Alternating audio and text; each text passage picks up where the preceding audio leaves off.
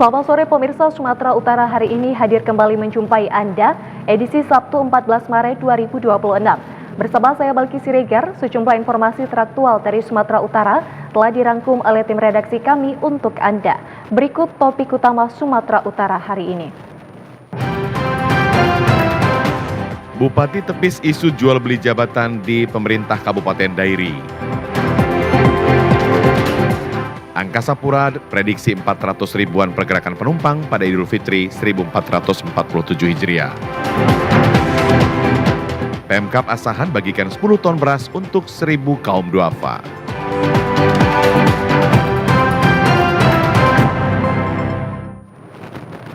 Pemirsa, Bupati Dairi Fiknar Sinaga menepis kabar yang beredar terkait jual beli jabatan dalam setiap proses pelantikan di lingkungan Pemkab Dairi. Untuk itu, Bupati Dairi meminta agar media terus mengawal proses perbaikan yang akan dilakukan di Kabupaten Dairi. Prosesi pelantikan dan pengambilan sumpah jabatan 36 kepala sekolah dan 2 kepala puskesmas di pemerintahan Kabupaten Dairi ini digelar di Balai Budaya Sidikala. Bupati Dairi Fiknar Sinaga memastikan pelantikan ini menjadi bukti komitmen pemerintah daerah dalam menyeleksi pemimpin lembaga pendidikan dan kesehatan secara cermat. Menurut Fiknar, proses pemilihan dilakukan selama berbulan-bulan melalui 9 tahapan yang terstruktur, mulai dari pemetaan yang dilakukan Dinas Pendidikan dan Badan Kepegawaian dan Pengembangan Sumber Daya Manusia Pemerintah Kabupaten Dairi. Kemudian mengundang pihak yang berpotensi untuk diangkat menjadi kepala sekolah dan kepala puskesmas hingga berkoordinasi dengan Badan Kepegawaian Negara. Untuk menepis soal isu beredar jual beli jabatan dalam proses pengangkatan pejabat di pemerintahan Kabupaten Dairi, Fiknar Sinaga mengajak media untuk ikut berperan mengawal proses perbaikan yang akan dilakukan di Kabupaten Dairi.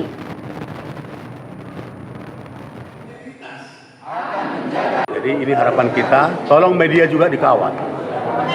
Tapi prosesnya juga seperti itu, jangan kaget. 9 tahap itu. Jadi nggak serta-merta tadi malam kami bicarakan, enggak. Itu dari BKN pusat lagi, bukan regional. Ya, jadi silakan kawal ya. Jadi semua media kita harapkan. Kita terbuka. Kalau masalah isu, dugaan gitu ya, akan berseliweran. Dan ada juga itu memang. Bukti ini tadi kan yang bersangkutan kan? Itu kan terbukti. Ada yang sampai ya mengatasnamakan akan dapat SK tanggal berapa itu?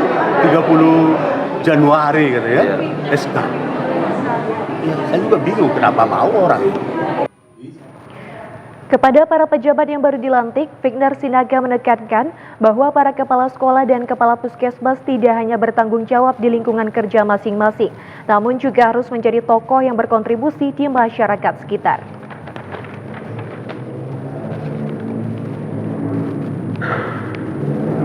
Pemirsa, Kepolisian Daerah Sumatera Utara mengerahkan 11.276 personel gabungan untuk mengamankan arus mudik dan perayaan Idul Fitri 1447 Hijriah melalui operasi Ketupat Toba 2026 di wilayah Sumatera Utara.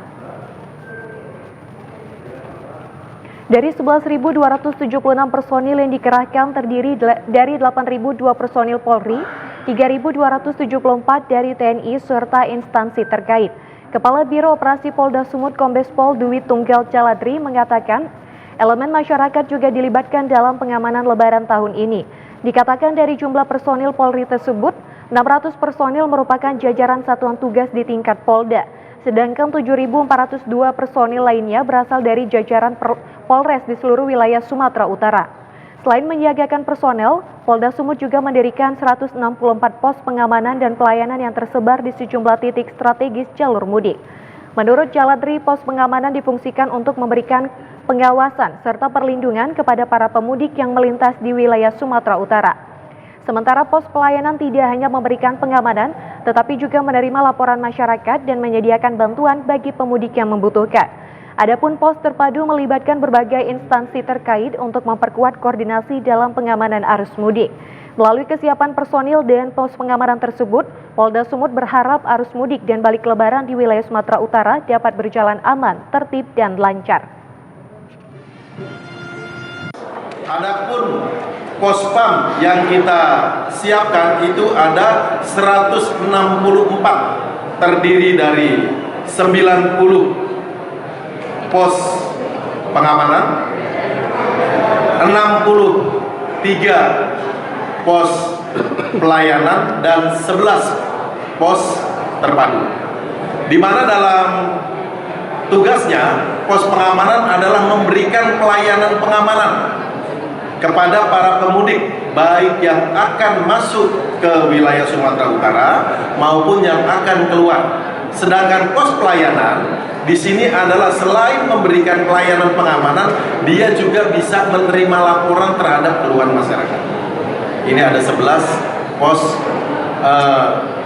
ada 63. Sedangkan yang 11 pos terpadu itu adalah tergabung di dalam instansi terkait dan juga Polri dalam mengamankan arus mudik tersebut.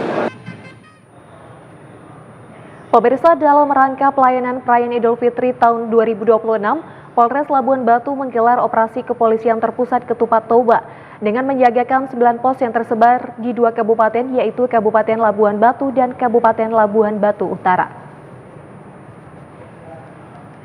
Kegiatan operasi Patu Toba tahun 2026 guna pengalaman mudik Lebaran dan perayaan Hari Raya Idul Fitri tahun 1447 Hijriah yang dilaksanakan di halaman apel Mapolres setempat, Jalan MH Tamrin, Kecamatan Rantau Utara, Kabupaten Labuhan Batu. Pelaksanaan kegiatan ini digelar secara gabungan bersama sejumlah personil Polres Labuhan Batu, dibantu oleh TNI serta pemerintah Kabupaten Labuhan Batu dan Labuhan Batu Utara.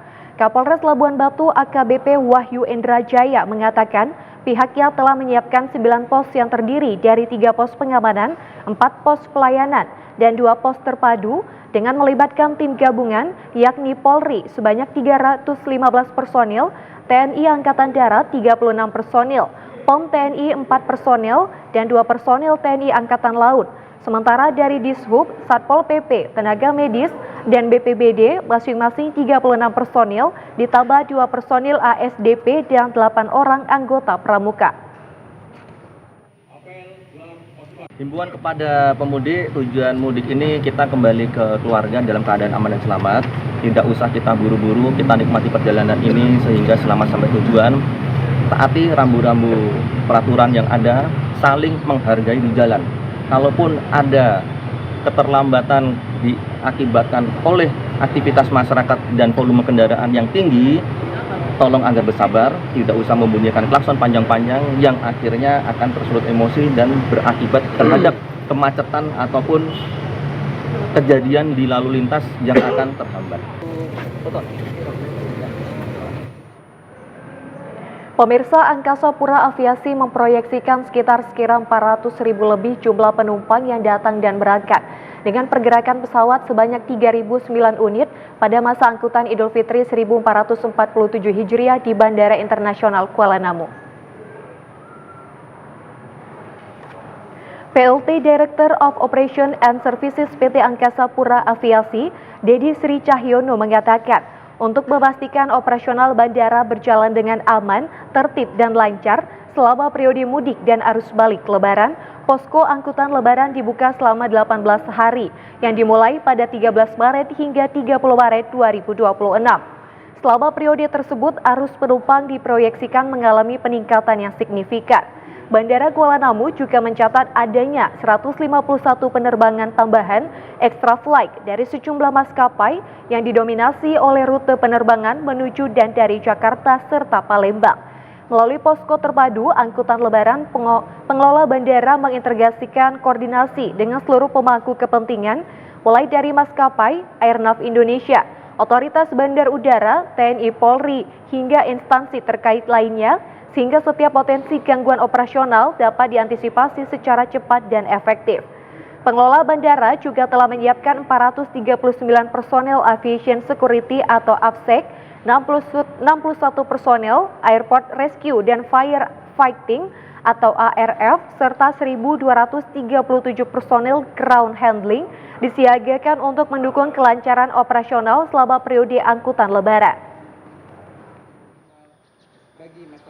Kalau secara total gabungan TNI Polri, ya Bapak sekalian juga melihat ada pos sendiri dari TNI dari Polri, kurang lebih yang diperbantukan kemarin ada 20 orang untuk TNI Polri ya Pak ke bandara di dalam pos siaga lagi. Tapi secara keseluruhan kami dari sisi PKPPK ada 61 orang, terus dari AFSEK kami total ada 237 personil yang juga kami persiapkan di dalam posko angkutan lebaran. PT Angkasa Pura Aviasi juga terus memperkuat aspek keselamatan dan keamanan serta infrastruktur bandara beroperasi secara optimal selama periode angkutan lebaran.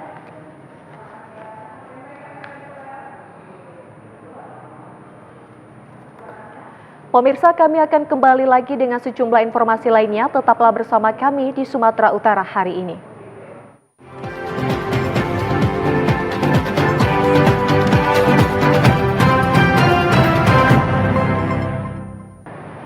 Pemirsa, Perum Bulog Kantor Wilayah Sumut mulai menyalurkan bantuan pangan alokasi Februari dan Maret tahun 2026. Sementara pemerintah menambah kuota Sumut dari 844.696 orang menjadi 1,7 juta orang. Hal ini disampaikan langsung oleh Kepala Perum Bulog Kanwil Sumut Bodi Cahyanto saat launching penyaluran bantuan pangan alokasi Februari dan Maret tahun 2026 di Kota Medan Rabu kemarin. Pada periode sebelumnya, Sumatera Utara mendapat kuota penerima bantuan pangan sebanyak 844.696 orang, sehingga pada tahun 2026 pemerintah menambah kuota menjadi 1,7 juta orang. Pada periode Februari-Maret 2026, pemerintah menyiapkan bantuan pangan berupa beras dan minyak seperti tahun sebelumnya. Pada tahap pertama, bantuan pangan berupa 20 kg beras dan 4 liter minyak goreng akan disalurkan kepada 30 warga Pulau Brayan Darat 1. Kepala Perum Bulog Kantor Wilayah Sumut Budi Cahyanto mengatakan, untuk Kota Medan jumlahnya kurang lebih ada 212.000 orang dan Sumut ada 1,7 juta orang yang akan menerima bantuan pangan ini. Angka kenaikan penerimanya itu kan hampir 2 kali lipat. Pada periode sebelumnya itu ada 844.696 penerima bantuan. Hari ini ada 1,7 juta, jadi kan 2 kali lipat. Kalau untuk target penyaluran kita tetap sampai dengan 31 Maret bulan ini. Jadi kita masih punya waktu kurang lebih berapa minggu ya, hanya 2 minggu aja lah. Pemirsa, pemerintah Kabupaten Asahan membagikan bantuan beras kepada 1.000 kaum duafa dalam kegiatan sosial yang digelar di Gedung Olahraga Jalan Akasia, Kota Kisaran. Kegiatan yang dilaksanakan oleh pemerintah Kabupaten Asahan ini turut dihadiri oleh Bupati Asahan, Wakil Bupati Asahan, serta sejumlah unsur Forkopimda Kabupaten Asahan. Dalam kegiatan tersebut, sebanyak 1.000 penerima manfaat dari kalangan kaum duafa mendapatkan bantuan beras masing-masing sebanyak 10 kg, serta bingkisan kebutuhan pokok lainnya. Secara keseluruhan, pemerintah daerah menyalurkan sekitar 10 ton beras kepada masyarakat yang membutuhkan. Dalam sambutannya, Bupati Asahan Taufik Zainal Abidin Siregar menyampaikan bahwa kegiatan berbagi ini menjadi momentum untuk mempererat silaturahmi sekaligus menumbuhkan kepedulian sosial di tengah masyarakat, khususnya di bulan suci Ramadan. Membantu masyarakat yang kurang mampu meringankan bebannya, terutama khususnya dalam menjalankan ibadah puasa untuk sahur dan berbuka puasa, sehingga masyarakat Kabupaten Asahan itu benar-benar tidak kekurangan pangan.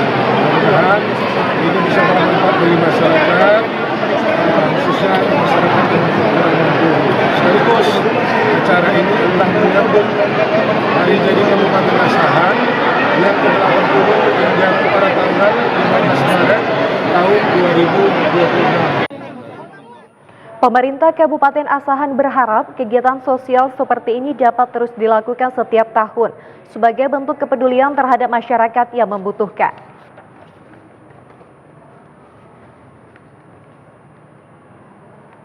Pemirsa, Kantor Bulog Kota Sibolga menjamin ketersediaan beras untuk wilayah Kota Sibolga hingga 3 bulan ke depan. Bulog juga akan menyalurkan beras bantuan dari pemerintah untuk masyarakat periode Februari dan Maret. Hal ini disampaikan oleh pimpinan Bulog Kota Sibolga Junaidi Damanik kepada sejumlah media beberapa waktu lalu, usai ikut melakukan sidak harga dan bahan pokok ketersediaannya di sejumlah pasar di Kota Sibolga. Dijelaskan Junaidi bahwa cadangan beras pemerintah yang kini tersimpan di gudang milik Bulog cabang Sibolga totalnya mencapai 1.600 ton dan bahkan dalam waktu dekat ini Bulog Kota Sibolga juga akan kembali menerima pasokan beras dari pemerintah yang totalnya mencapai 1.000 ton. Dengan begitu, persediaan beras untuk wilayah Kota Sibolga saat ini sangat mencukupi selama 3 bulan ke depan, sehingga masyarakat tidak perlu khawatir. Tak hanya beras, bahkan persediaan minyak goreng pun hingga kini masih terpenuhi untuk wilayah Kota Sibolga dan tersimpan di gudang milik Bulog. Untuk beras sendiri, cadangan beras pemerintah ada di gudang Bulog itu ada 1.600 ton. Dalam perjalanan dari Jakarta ke Sibolga ada pengiriman sebanyak 1.000 ton. Jadi total untuk menghadapi puasa dan lebaran ini ada sebanyak 2.600 ton. Otomatis itu aman untuk ketersediaan stok pangan kita. Cukup untuk 3 bulan ke depan. Sambil kita akan rencana aja juga akan menyalurkan bantuan pangan. Sibolga sendiri akan disalurkan sebanyak 14.245 penerima bantuan pangan untuk alokasi Februari dan Maret ini. Berdasarkan pantauan di beberapa pasar di Kota Sibolga, harga beras dengan berbagai jenis dan merek yang dijual pedagang masih mengalami kenaikan berkisar Rp500 hingga Rp1.000 dalam per karungnya.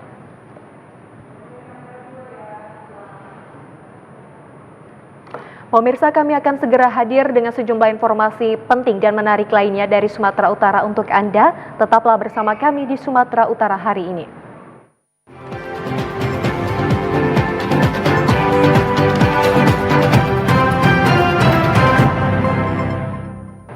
Pemirsa, terima kasih Anda masih bersama kami di Sumatera Utara hari ini. Pemirsa, pemerintah Kota Medan di bawah kepemimpinan Wali Kota Medan Riko Waas terus menunjukkan perhatian terhadap kawasan Belawan melalui sejumlah kunjungan dan kegiatan lapangan selama sepekan terakhir. Agenda tersebut adalah kegiatan Safari Ramadan yang digelar di wilayah Medan Belawan. Dalam kesempatan tersebut, Wali Kota Medan Riko Triputra Bayu Waas menyempatkan diri berdialog langsung dengan masyarakat Belawan, sekaligus menyerap berbagai aspirasi terkait kondisi lingkungan, infrastruktur, serta persoalan sosial yang masih dihadapi oleh masyarakat Belawan. Kegiatan pemerintah di tengah masyarakat diharapkan dapat memperkuat komunikasi, sekaligus memastikan program pembangunan berjalan sesuai kebutuhan masyarakat. Selain kegiatan keagamaan dan juga silaturahmi, pemerintah Kota Medan juga menggelar aksi sosial melalui program Ramadan Berbagi dengan masyarakat Belawan. Dalam kegiatan tersebut, bantuan sosial disalurkan kepada masyarakat sebagai bentuk kepedulian dan juga penguatan solidaritas sosial di tengah masyarakat selama bulan suci Ramadan. Di sisi lain, perhatian terhadap persoalan keamanan juga menjadi fokus penting, yang dimana Wali Kota Medan Riko Triputra Bayu Waas bersama aparat gabungan melakukan penyisiran ke sejumlah titik yang diduga menjadi lokasi rawan penyalahgunaan narkoba di kawasan tersebut. Setelah menggelar rapat koordinasi bersama unsur keamanan, langkah tersebut juga dilakukan sebagai bagian dari upaya penanganan untuk memberantas peredaran narkoba serta menciptakan lingkungan yang lebih aman bagi masyarakat.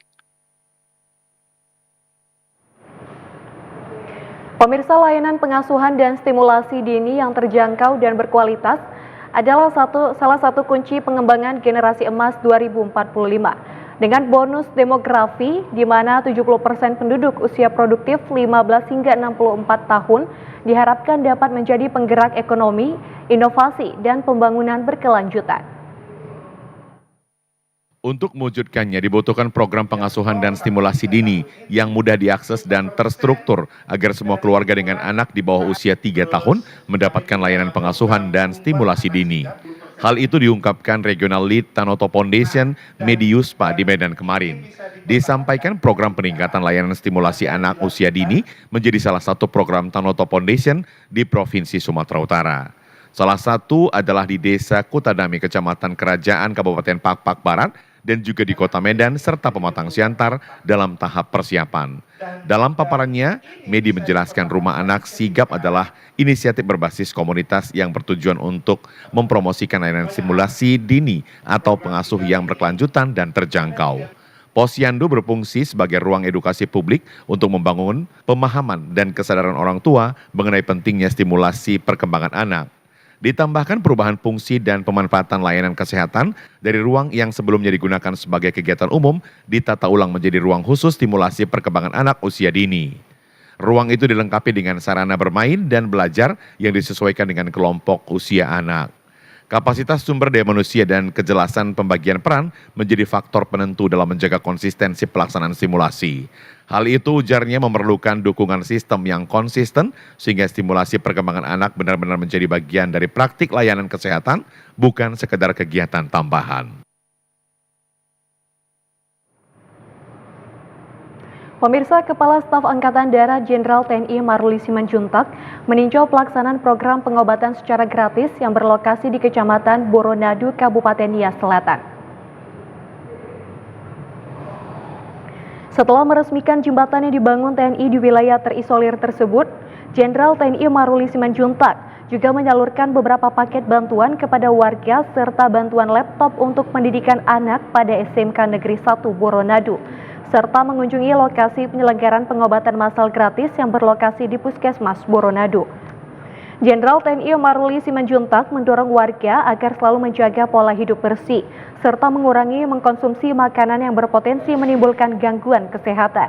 Sementara salah seorang dokter, Reinhard, mengatakan terdapat 200 orang lebih warga yang mendapatkan layanan pengobatan secara gratis pada saat kunjungan kerja Kepala Staf Angkatan Darat di wilayah tersebut.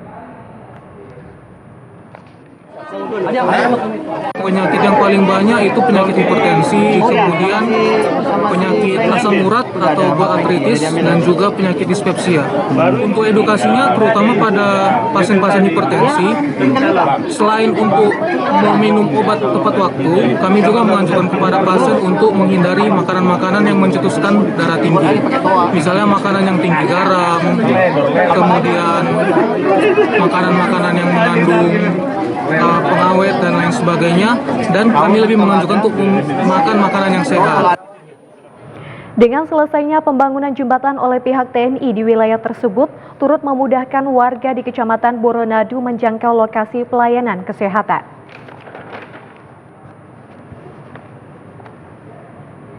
Pemirsa, seorang pria di Medan terekam CCTV mencuri sejumlah peralatan sembahyang di vihara. Pelaku yang merupakan residivis ini berhasil ditangkap tim unit Reskrim Polsek Medan Labuhan. Aksi pencurian monang lubis di salah satu vihara di kawasan Jalan Platina Raya, Kecamatan Medan Deli, terekam CCTV. Pelaku mencuri sejumlah peralatan sembahyang yang digunakan warga umat Buddha untuk beribadah. Setelah mendapatkan laporan dari pengurus vihara, tim unit Reskrim Polsek Medan Labuhan memburu pelaku dan berhasil menangkap pelaku saat akan beraksi mencuri sepeda motor di kawasan Medan Marelan. Kanit Reskrim Polsek Medan Labuhan, Ibtu Hamzar Nodi, mengatakan pelaku merupakan residivis kasus pencurian. Hasil dari interogasi petugas, pelaku telah melakukan pencurian sebanyak 6 kali. 2 diantaranya mencuri peralatan ibadah di vihara dan 4 aksi lainnya mencuri sepeda motor. Interogasi balik tidak bekerja, kemudian melakukan pencurian terhadap alat untuk beribadah para saudara kita yang beragama Buddha. Dan kejadian ini sebelum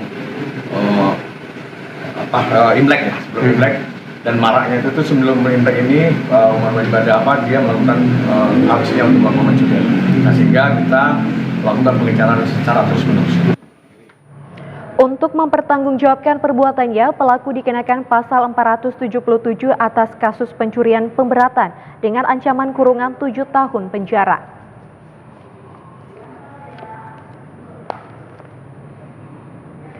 Pemirsa, berikut kami hadirkan untuk Anda serba-serbi Ramadan dalam segmen yang berikut ini.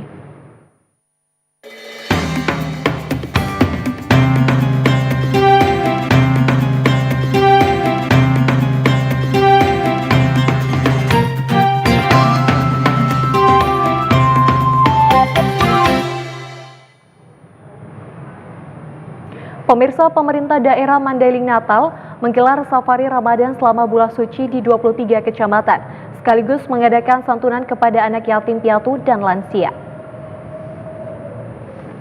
Bupati Madinah dan sejumlah pejabat mengunjungi sebanyak 23 kecamatan di Kabupaten Mandailing Natal untuk menggelar safari Ramadan selama bulan suci, serta memberikan santunan kepada ribuan anak yatim piatu dan juga lansia, sekaligus penyerahan kain sarung kepada pengurus masjid di Masjid Nurul Huda, Desa Huta Lombang, Kecamatan Huta Barkot. Selama bulan Ramadan ini, pemerintah Madinah menggelar berbagai kegiatan keagamaan, mulai dari sholat subuh berjamaah, dakwah, dan tarawih bersama di setiap masjid. Bupati Mandailing Natal Saifullah Nasution menyampaikan, di tengah efisiensi anggaran, pemerintah masih menampung anggaran untuk santunan anak yatim piatu pada anggaran pendapatan belanja daerah tahun 2026 sebesar 1,2 miliar rupiah. Di mana pada kesempatan ini tadi Pak Bupati juga memberikan sambutan, arahan terkait dengan situasi di Mandailing Natal, juga memberikan penguatan bagi masyarakat, wabil khusus anak-anak yatim yang hari ini bersama kita yang jumlahnya 126 orang. Kami memberikan santunan dari pemerintah daerah sebagai bentuk kepedulian di tahun 2026 ini di Huta Barkot untuk anak yatim 126 orang. Kemudian juga kita membawa tanda marga bingkisan untuk para tokoh masyarakat yang ada di sini.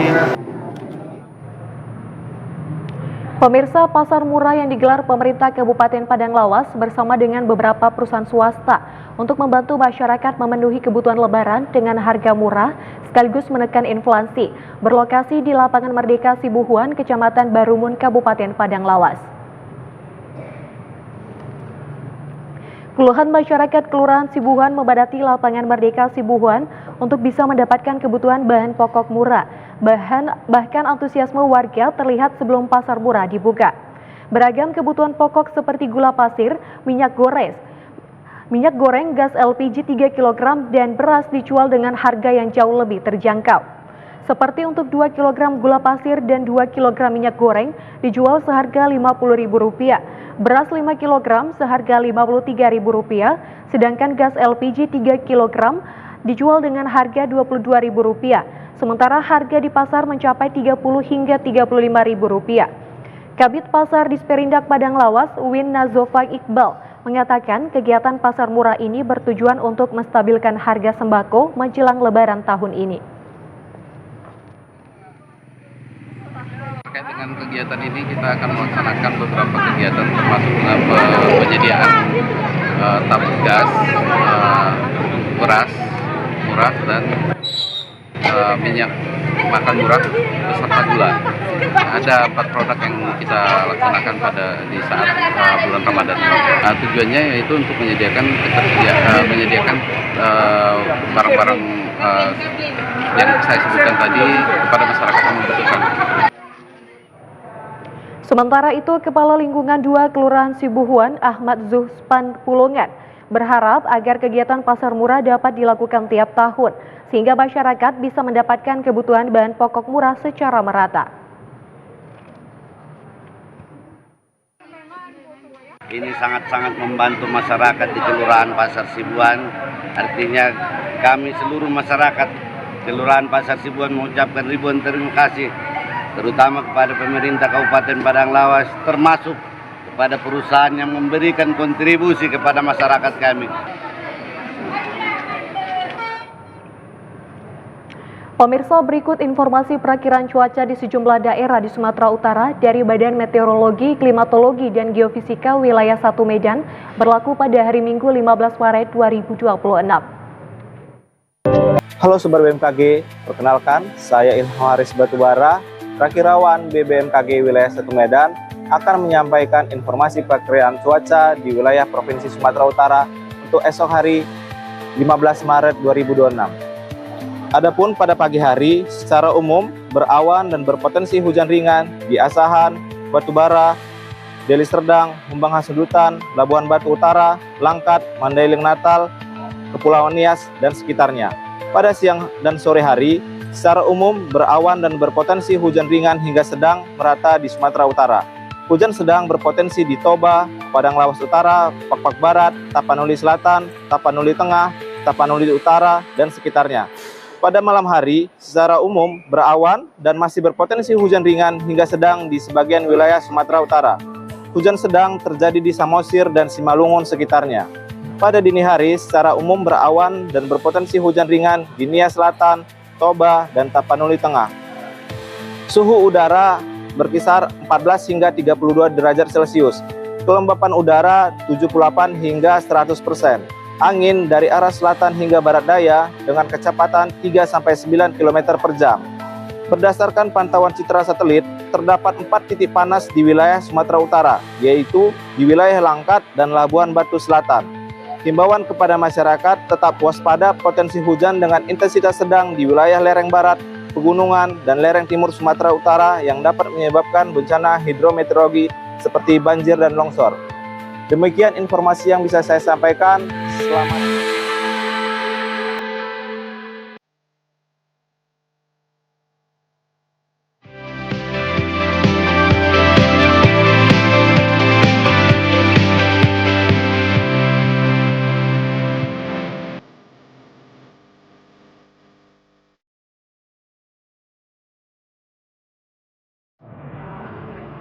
Pemirsa, jalur sungai merupakan jalur utama perdagangan dan penyebaran agama Islam yang dibawa pedagang dari Arab dan Gujarat India di daerah Jambi, yang diperkirakan dimulai pada abad ke-17 ke-7 Masehi.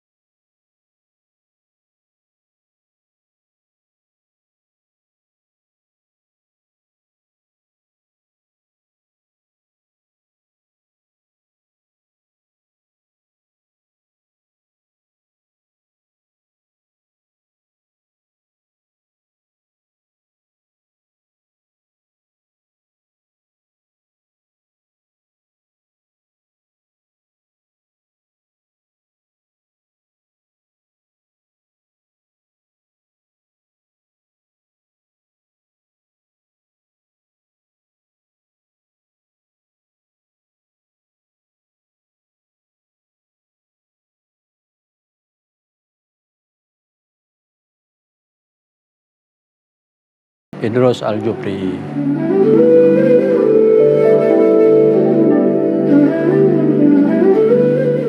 Masjid lainnya yang menjadi saksi sejarah perjalanan dan perkembangan agama Islam di Provinsi Jambi adalah Masjid Agung Pondok Tinggi. Masjid yang berada di Kelurahan Pondok Tinggi, Kota Sungai Penuh ini dibangun pada tahun 1874 Masehi.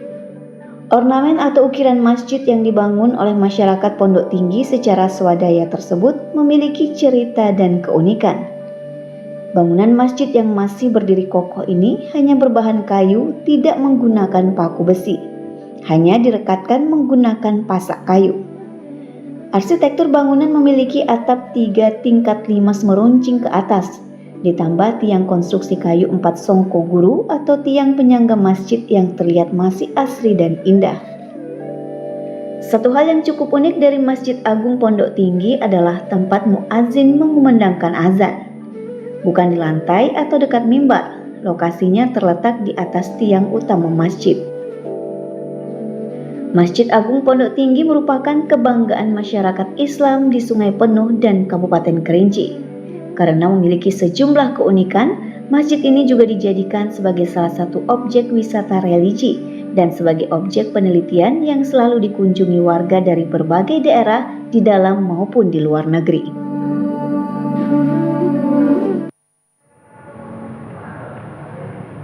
Pemirsa, Perum Jawatan Angkutan Motor Republik Indonesia Damri Cabang Palembang melayani 120 penumpang setiap harinya pada arus mudik Lebaran tahun ini.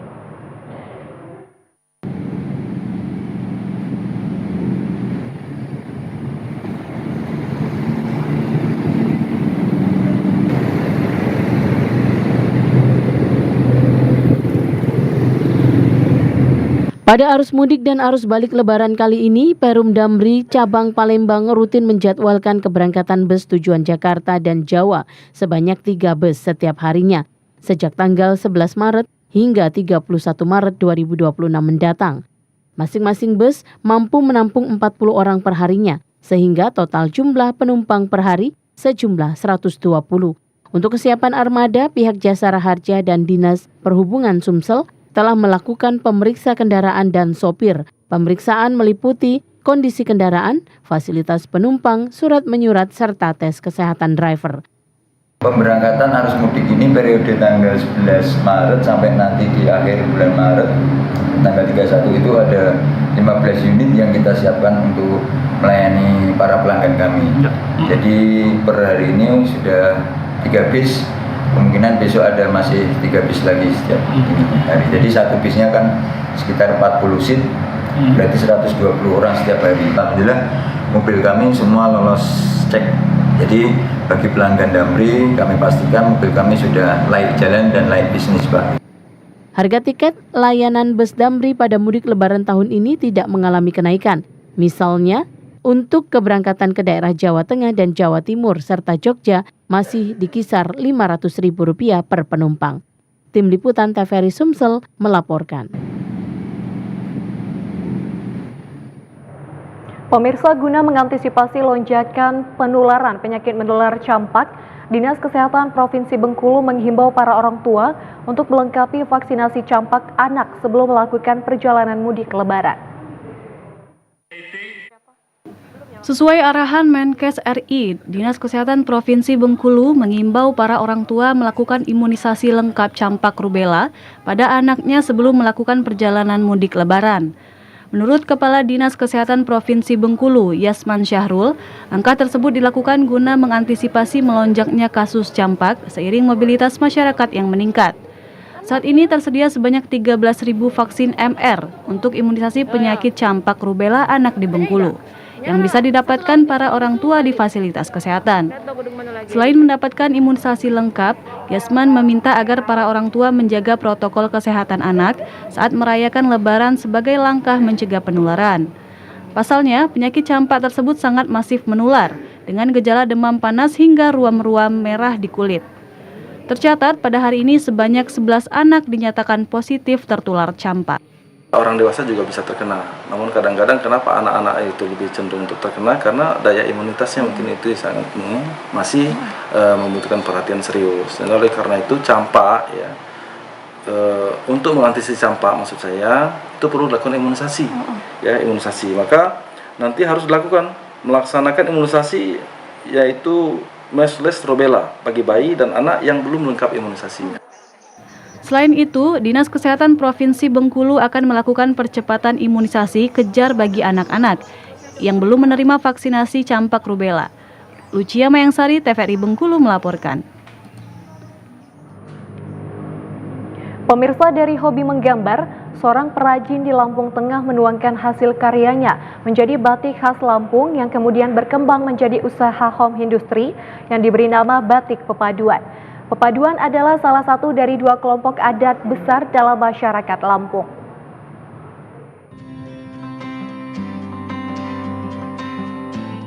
Batik, wastra Nusantara ini tidak pernah kehilangan pamornya karena selalu banyak digunakan oleh masyarakat di berbagai kesempatan.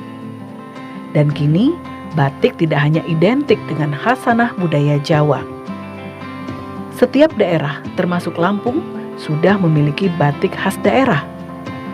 Di Kabupaten Lampung Tengah ini misalnya, terdapat rumah produksi batik yang dinamai Batik Pepadun.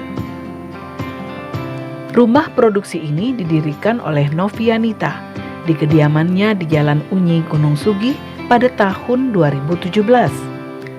Novi tertarik menekuni bisnis ini karena memang menyukai seni melukis. dan mendesain motif batik menjadi salah satu wadah untuk menyalurkan bakat dan minatnya. Beruntung, tim penggerak PKK Kabupaten Lampung Tengah menggelar pelatihan untuk warga yang berminat menekuni usaha batik. Pada saat itu dari tim penggerak PKK mengadakan pelatihan untuk kegiatan membatik. Pada saat itu saya memulai ikut pelatihan. Setelah selesai ternyata memiliki ingin mengembangkan usaha batik ini. Jadi dari hobi, saya karena hobi menggambar, saya ingin mengembangkan batik ini menjadi lebih khas lagi, ternyata lebih menyenangkan. Dengan hasil-hasil karya yang kalau menurut saya luar biasa, karena itu akan dipakai orang, akan menginspirasi orang bahwa oh ini loh batik khususnya yang diadakan di Lampung Tengah.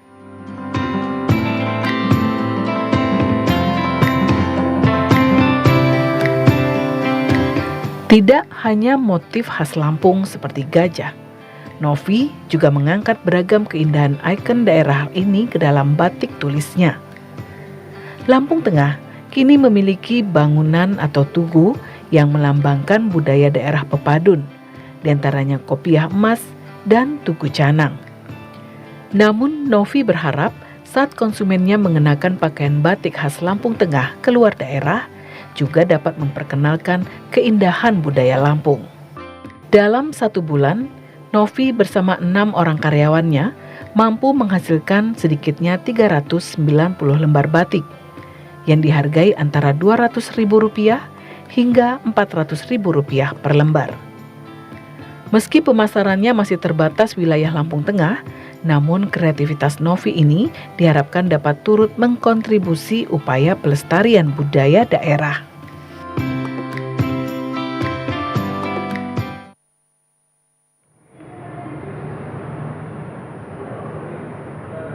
Demikian pemirsa, informasi tadi sekaligus menutup perjumpaan kita di Sumatera Utara hari ini. Saya Balki Siregar mengucapkan terima kasih atas perhatian Anda. Selamat sore dan sampai jumpa.